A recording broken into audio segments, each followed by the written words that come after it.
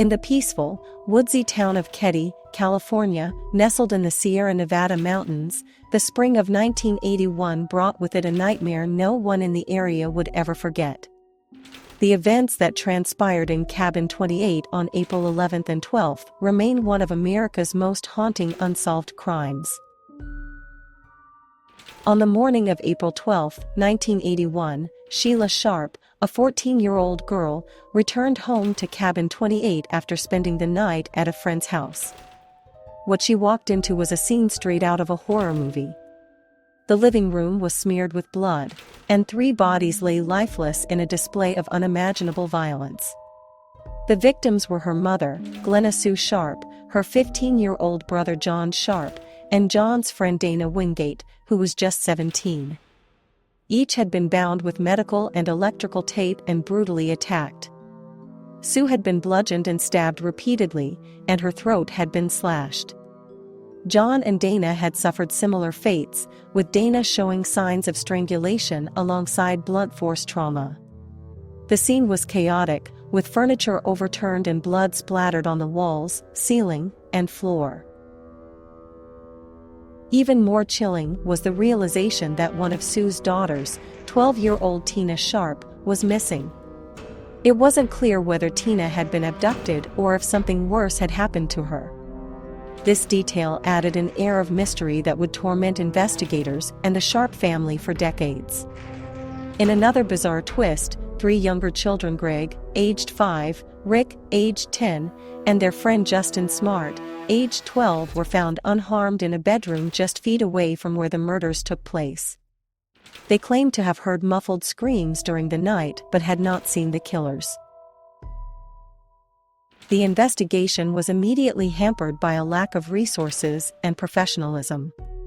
Law enforcement from the Plumas County Sheriff's Office failed to secure the crime scene properly, and crucial evidence was lost. Fingerprints were smudged, and neighbors who may have heard or seen something were not questioned promptly. The autopsy revealed that multiple weapons had been used in the attack, including a claw hammer and at least 2 knives.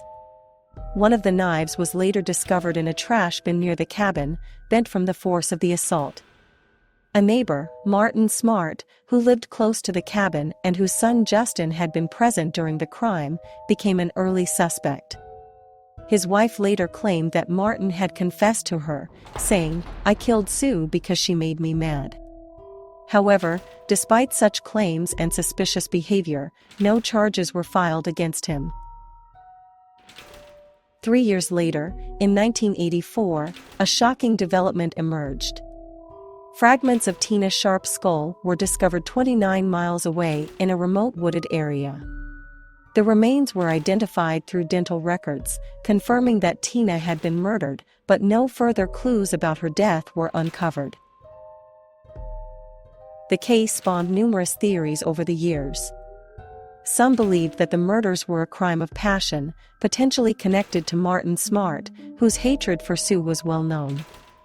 Others suspected drug-related activity, as Keddie was rumored to have been a hotspot for illicit dealings. Another theory pointed to a hit gone wrong, with Sue and her family caught in the crossfire. Adding to the mystery was a letter sent anonymously to law enforcement in 2008, claiming to know the identities of the killers. However, the lead went cold, as did many others over the years.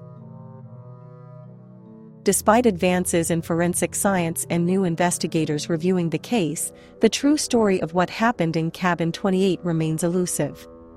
Why were Sue, John, and Dana targeted with such savagery? Why was Tina taken and later killed? And who were the people capable of such evil?